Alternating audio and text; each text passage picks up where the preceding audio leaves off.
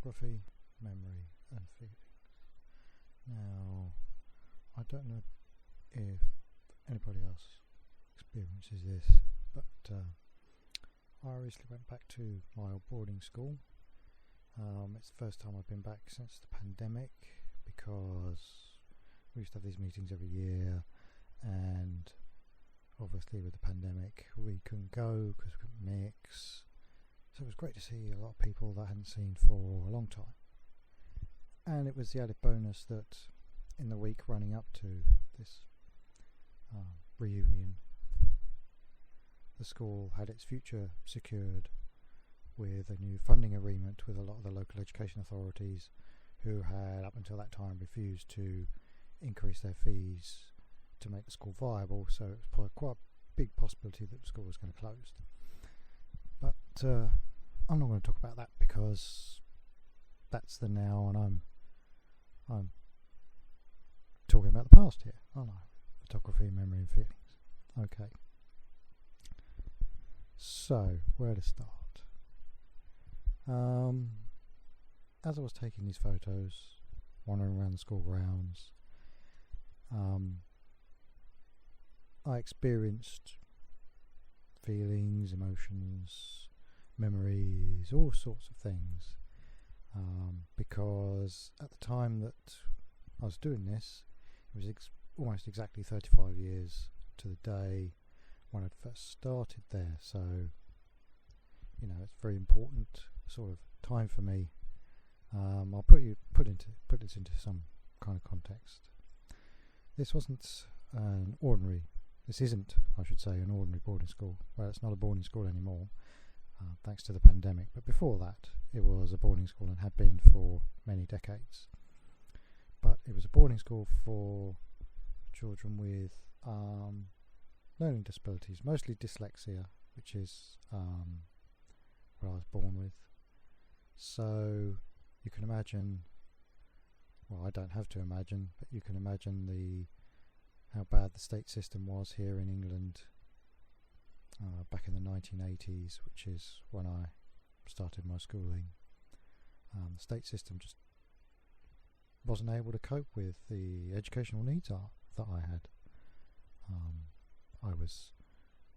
I found reading very difficult. I found socialising very difficult as well, to be quite honest. I had a few close friends, but that was about it.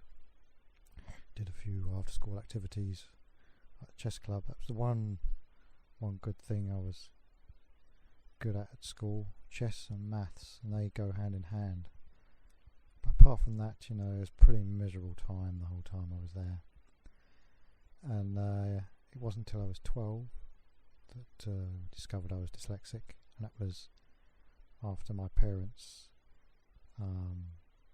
had enough of the poor answers they were getting from my local education authority in school. They went and had me privately tested, and that's when I found out I was dyslexic.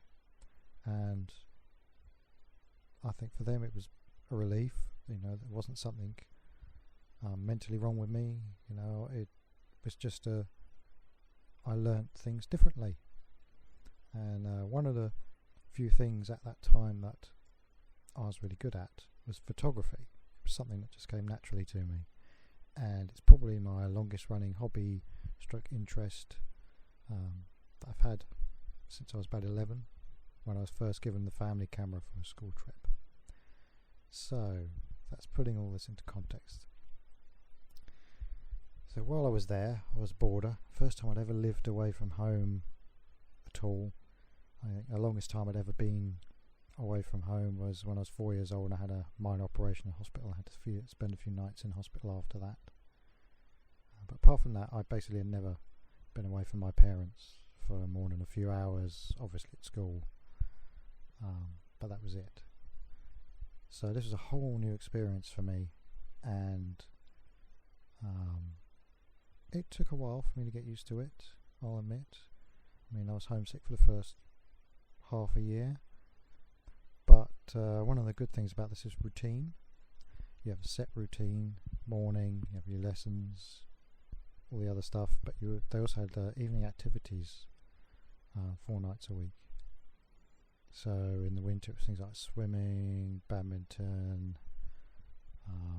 football, but they did have a chess club at the time as well, because one of the teachers who was there ran that. But they also had computers. We're talking late 80s, early 90s, when computers, proper computers, Windows computers, these were, they were expensive and rare. I mean, I'd come from the state system where they had BBC Acorn computers, and if you don't know what those are, they're those massive 5.5-inch floppy disks, when they really were floppy disks, not those 3.5-inch ones that we later used. So yeah. So as I was going around my school, my old school, I realised, all this sort of memories came back. Joking with some of the lads from back then, and it got me thinking about memory and feelings, and how images can spark both memories and feelings, things you hadn't thought about for a long time, things you might have forgotten, and it just made me realise, how long ago it had been, and how some of the school had changed, but a lot of it was the same, and it brought back some really good memories for me. And I think that's one of the wonderful things about photography.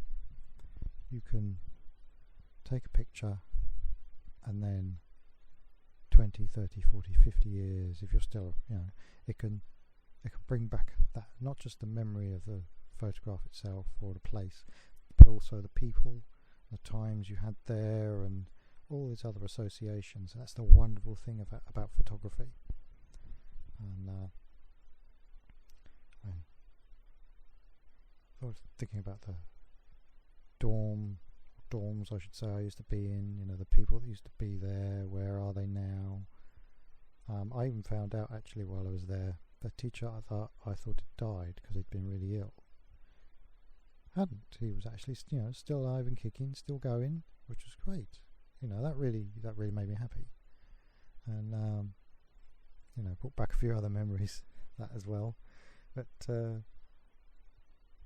also saw one of my teachers that I hadn't seen since I'd left. So 35 years since I'd started there, 31 years since I'd left, and it's the first time I'd seen him. And that was great, because he remembered me as well, which was quite good. I mean, he introduced me to a particular book when I was 14, and it's the same book I read over and over again. It's the first time I actually loved reading. And for someone who's dyslexic, who struggles with words, that is quite a feat indeed. So yeah, I mean, as we're going through these pictures, you'll see a lot of them are outside, the grounds, and black and white and colour. I find black and white can sometimes actually be a more powerful image when we're bringing back memories and feelings. It just fascinates me, this whole idea. And I don't think people talk about photography enough, to be quite honest. They talk about books and films, but not photography. And when you think about it, out of all the things that we do, photography is probably the most widely used, democratic, or democratized, I would say, medium. Obviously videos come into its own now with smartphones and the internet, but still billions of photos are taken every year, if not more than that. It could be trillions even. I honestly can't put a number on it. But we take pictures of ourselves, our friends, places we've been, holidays, special events, our daily lives, our breakfast even. So yeah, photography is this huge medium that's been around for over a century, and it's wonderful for me, because I can go out with a camera, take pictures of where I live all the time. Well, not all the time, but I tend to take pictures of the same places where I live all the time, and what I find interesting is I always take something new, even though it's the same thing. It's new, and it's hard to put it into words how I mean by new. It's not the same as what I've taken before, if you can understand what I mean. And same as with the school. See, there are a few newer bits to it, but essentially it's exactly the same as when I left. Even the tennis courts, especially. I don't think that's changed in like 30. Certainly it was like that when I started there, and it's still the same. It's still got those wooden boards at the far end that were there when I was there, when we were doing a version of dodgeball with a tennis ball, running from one end of the tennis courts to the other, which of course they wouldn't let you do now with that. Sprint straight towards a solid brick wall. That's a brilliant idea. Yeah. Even the padding around the basketball things, they weren't there before. So, obviously things change, but things also stay the same. I mean, the school field is essentially the same, minus a few trees. I think some of the old apple trees must have gone over the years. But yeah, I mean, it's interesting that see, I grew up where I live, right next to the South Downs. I spent almost my entire life there. Moved here just before I was 3. And what happens when I go away to boarding school? I go away to school that's slap bang next to the South Downs again. The South Downs Way runs along the top of the hill that you might be able to see in some of the images that are coming up on the screen. Sorry for yes, by the way, sorry if some of them look lopsided. They're not lopsided. It's just that the ground is on a slope. There's very little flat. There's very little flat ground there. Ooh, I think I've been speaking a bit too loud there for a second. Sorry if I've overpowered you. But yes, and we never used to play. Well, we did play rugby, but we didn't have the whole rugby post thing. But essentially, yeah, most of those trees were a bit smaller, and yeah, obviously there's some gaps. But we got great weather for it as well, and yeah, I don't know what else to really say about memory and feelings. Okay, let's move on to feelings then, because I've been talking about photography and memory. So what kind of feelings was I getting from this walk around? Well, obviously the nostalgic feelings of memory. That's pretty obvious, but I don't know if this happens to everyone. Saw this calmness come over me. I get this every time I go out for a long walk with my camera, and it's just me and the surrounding environment, and maybe the odd, walker or whatever. This is where I'm living. But yes, when I was walking around taking these pictures, yeah, this calmness just seeps into me, and sort of an enjoyment, happiness, a happy feeling of,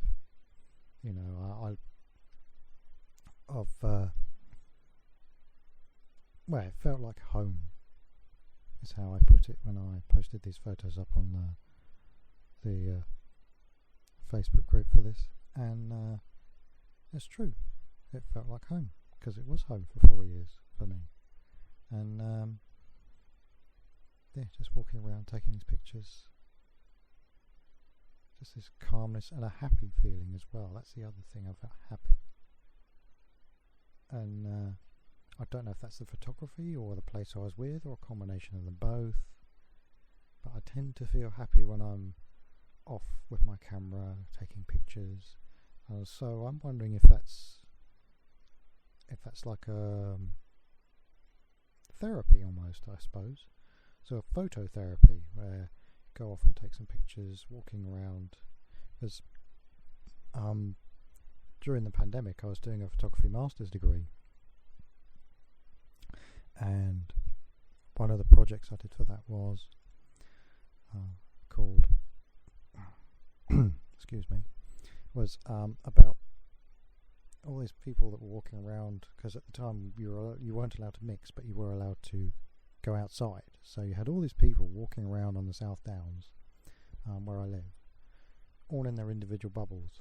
So even though we were sort of out there together, we were all inside our bubbles, so we weren't allowed to mix. So it's called, I called it solitary landscape, because all these people were in the landscape, but they were solitary in that they couldn't mix with other people, so you couldn't even talk to other people, which I found quite interesting. And one of the photos I took of that was from I was partially down one of the hills, and there's this person that walked past me on the footpath, and they're up at the top of the hill, brow the hill, and this field is bare. It's been turned over, so it's all earth, no green at all apart from the footpath track up to the top of this hill. So it's like on the horizon, and it's this tiny little figure there on the horizon, and that kind of epitomised for me that whole project of there's that solitary person in the landscape sort of thing. But while I was doing this project, that particular project, again I had the same feelings, walking around in the hills on my own with my camera, feeling pretty good, to be quite honest, and I don't know if it's the same thing for everybody, if it's the camera or the walking around the hills or not, but for me it was definitely the taking the pictures. See, walking around is nice enough, but the taking the pictures, the act of consciously framing the environment around me, seems to add that extra bit. I might be rambling on a bit here, so I'm going to stop now before I lose too many of you on this video. So yeah, if you feel the same way, but please leave a comment. Let me know if this is how you feel, or if you get different feelings from doing the same thing. And yeah, maybe I'll do another one of these videos later on. With that project again. Okay. Well, thank you if you managed to get to the end, and until the next video, goodbye.